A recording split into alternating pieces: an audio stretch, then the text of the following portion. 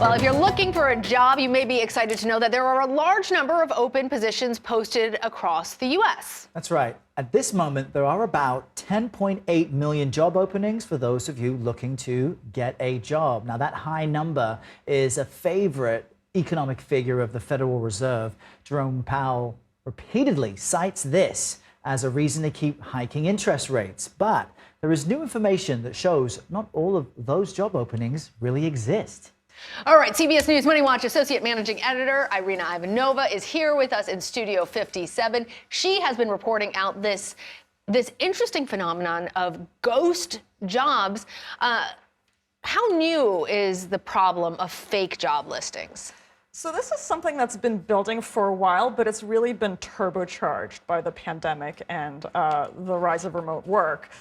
As we know, it's become much cheaper and much easier to list a job. Back when the government started tracking it, you had to go down to your local newspaper, maybe make a classified ad. There was a lot of hassle. And now, as we know, there's so many job listing sites. They're cheap, they're free. And lots of companies are covering their bases. And then I've spoken with an economist who says that remote work actually made this problem so much more because companies are suddenly realizing they have a whole country of potential job candidates and they want their job posted everywhere. So they'll list a job in New York, in Los Angeles, in Chicago, in Dallas. You think there's 5 job openings, but it's really just the one. See, that's interesting because in many ways what your article gets to is the politics of companies listing certain jobs, right? So we ask ourselves, why would a company post a job that doesn't really exist? You found there are a number of reasons. There are so many, and sometimes it is this sort of inadvertent duplication, or somebody called it the intensity of recruiting. Sometimes it's a little more deliberate. There was a survey from Clarify Capital late last year that asked hiring managers why they had job openings, open for 30, 60, 90 days.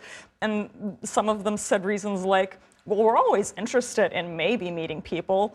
And some of them said, I think about a third of them said it's to placate overworked employees who are asking for more hires. Wow. And then when you're talking about a large company, there can often be this sort of communication breakdown. For instance, they may have listed a bunch of jobs and then plans changed, the budgets got cut, and then that doesn't actually trickle down to the person in charge of the job opening. So that listing just stays up and doesn't get filled.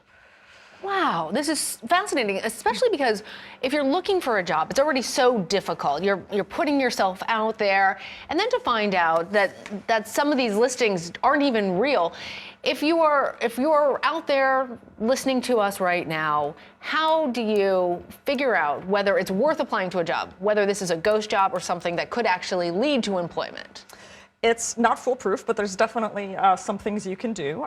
If you check that a job listing is recent, it's much less likely to be sort of leftover from before budget cuts. People have said that specifics, for instance, if the job lists specific hours, specific duties, and is less of a general sounding listing, it's more likely that somebody actually put some thought into it and that is a real job that they need done. And then honestly, recruiters say try to get in touch with the hiring manager.